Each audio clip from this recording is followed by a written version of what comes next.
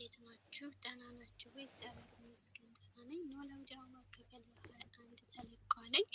ወይዘሮ ሜላት ሳሎን ቁጭ ብላ ወረቀት እያገለባበጠች ሳለ ሀኒ ትሄድና እትዬሽ ለምጣለሁ ትላታለች። እንደማትፈልግ ትነግራትና ወይዘሮ ሜላትም እኔ የምልሽ ሀኒዬ የሆነ ነገር ልጠይቅሽ ብዬ ትላታለች። ሀናም ችግር የለም የሚጠይቁኝ እትዬ ትላታለች። እሺ ቁጭ በይ ትልና እንዲሁ ተሳስተሽ ቢሆን ለሰላም እንዳትነግሪያት እሺ ስትል ሀኒ አላቅም እንዳትይ የሰላም ህመም ግን ምንድን ነው ስትል ሰላም ትመጣለች። ከዛ ይደነግጣሉ። መምጣት አልነበረብኝም እንዴ ስትል ሀናረ ችግር የለም እንኳን መጣሽ ትላታለች። ሰላምም እስኪ ምንድን ነበር እያወራችሁ የነበረው ቀጥሉታ ትላለች። ሀናም አይ እናትሽ እኮ ስትል ወይዘሮ ሜላት እንዴት እንጂ ሀና ትላታለች። ሀናም ብነግራት እኮ ችግር የለውም ብዬ እኮ ነው ትላለች። እናት አይ ረፊ እንዳትናገሪ ትላለች። ሰላምም ምንድን ነው ንገሪኝ ሀና ስትል ሀናም እትዬ ህመምሽ ምን እንደሆነ እየጠየቁኝ ነበር ግን እንዳትነግሪ ያስላሉኝ አልነግረሽም ትላታለች። ሰላምም እናቷን ቆይ ግን እማዬ ይህን ነገር የማትተይው ለምንድን ነው ስትላት ሀናም ሰላምዬ እናትሽንማ እንደዚህ አትናገሪያቸው እውነቱን ሊያውቁ ይገባል ስትል ሰላምም ትናደድና ሀና ዝም በይ ትላታለች።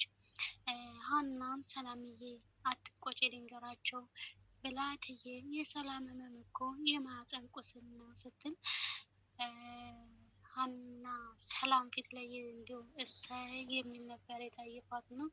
እናትም ምን ስትል ሀና አዎትዬ የተወሰነ የማህፀን ቁስለት ነበረባት። ከዛ ደግሞ የወር አበባ ተዛባል ለዚያ ነው ከፍተኛ የደም መፍሰስ የደረሰባት ብላ ትነግራታለች። እናትም እስከ ዛሬ ለምን አልነገራችሁም ስትል ሀናም ሰላም የነገረችው ስለመሰለኝ ነው ትላለች። እናትም ሰላምዬ ለምንድን ነው እስከ ዛሬ ያልነገርሽው ስትላት ሰላምም አጠያየቅሽ እኮ እንደ ፖሊስ ነው ከባድ ምስጢር እንደደበኩሽ ነው ትላታለች። እና እናትም ወይኔ ልጅ እና ህመም አለው ስትል ሀናም ሰላምን የጎዳት ህመሙ ሳይሆን ብዙ ደም መፍሰሱ ነው ደግሞ የማህፀን ቁስለት ያን ያህል ከፍተኛ አይደለም ትላለች።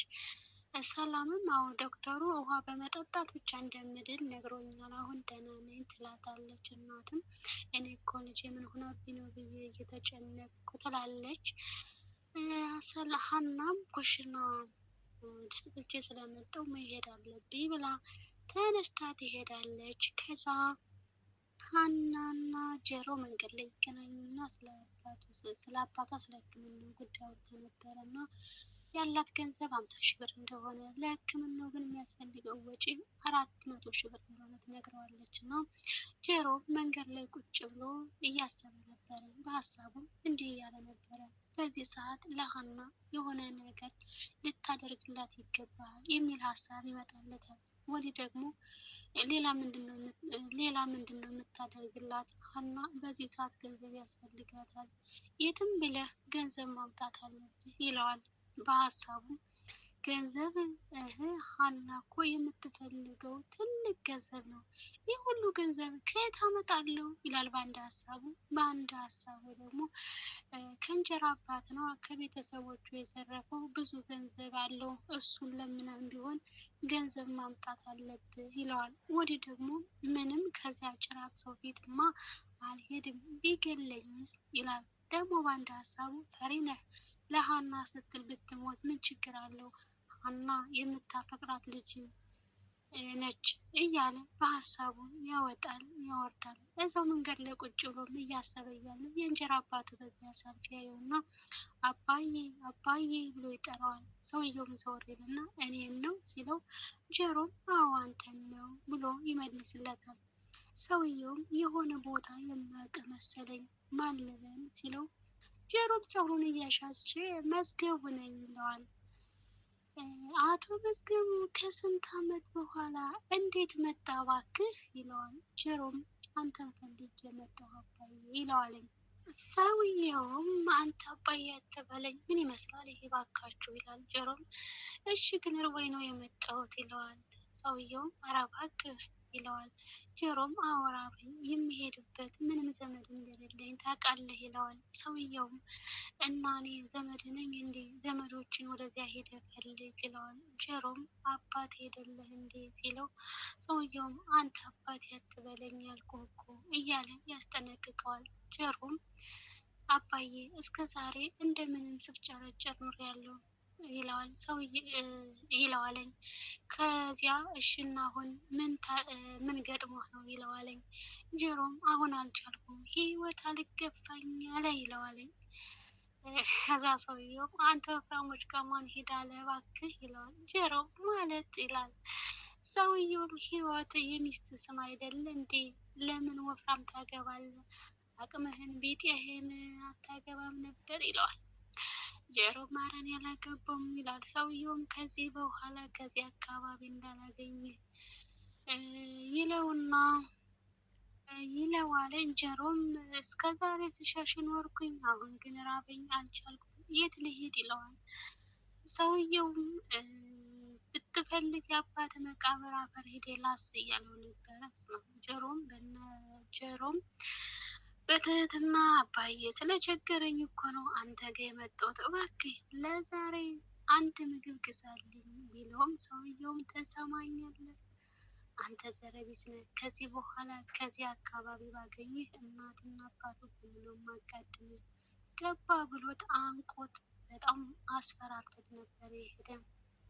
ከዛ ይሄ በዚህ እንዳለ ሰላም ሀና ኩሽና እያለች ሰላም ትሄድና ሀና ቅድም እኮ አዋረች ብዬ እንዴት እንደደነገጥኩ ትላለች። ሀና መዴ ምን አድርጌ ስትል ሰላምም ለማየ ስለ እርግዝ እንደነገርሻት ብዬ ነው ትላታለች። ሀናም እንዴ ህፃን ልጅ አደረግሽኝ እንዴ ይህን ያክል ሚስጥር ለመያዝ ብቁ አይደለሁም እንዴት ትላታለች። ከዛ እንደዛ እያሉ እያወሩ ነበረ።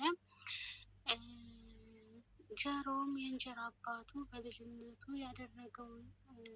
ያደረገበትን ነገር እያሰበ ቁጭ ብሎ መንገድ ዳር እያጨሰ ነበረ።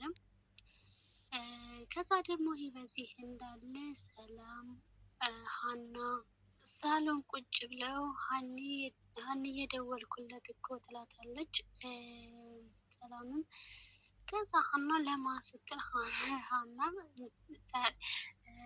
ሀና ዛሬ እንኳን ቶሎ ነገር ይግባሽ ትላታለች። ሀና ኧረ ሳይገባኝ ቀርቶ አይደለም ሰላምም እና አሁን ብለሽ ነው እያደረግሽኝ ያለው ትላታለች። ሀናም አይ ለምዶብኝ ነው እና ምን አለች ስትል አያነሳም ትላለች። ሀናም ለምን ስትል ሰላምም ኮርቶ መቅረቱ ነው ስትል ሀናም ፈልጎ ነው ሲደውል የነበረው ያስቆራዋል ስትላት ሰላምም አንቺ ደውይለት ስትይ ነው እንጂ ድሮም ጸባዩን አውቀዋለሁ ኮራተኛ ነው ትላታለች። ሀና መልሶ አልደወለልሽም ስትል ሰላምም መልሼ እደውላለሁ የሚል ቴክስት ላከ፣ ግን እስካሁን እየጠበቁት ነው አልደወለም ትላታለች።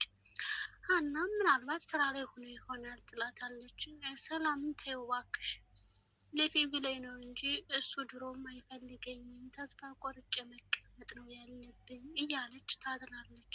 ሀናም ምን አለቻት? ሀና አባዬ ምን ይላል መሰለሽ የሴት ልጅ ክብሯ ገለዋ ነው፣ የሴት ልጅ ገላና የንጉስ ዙፋን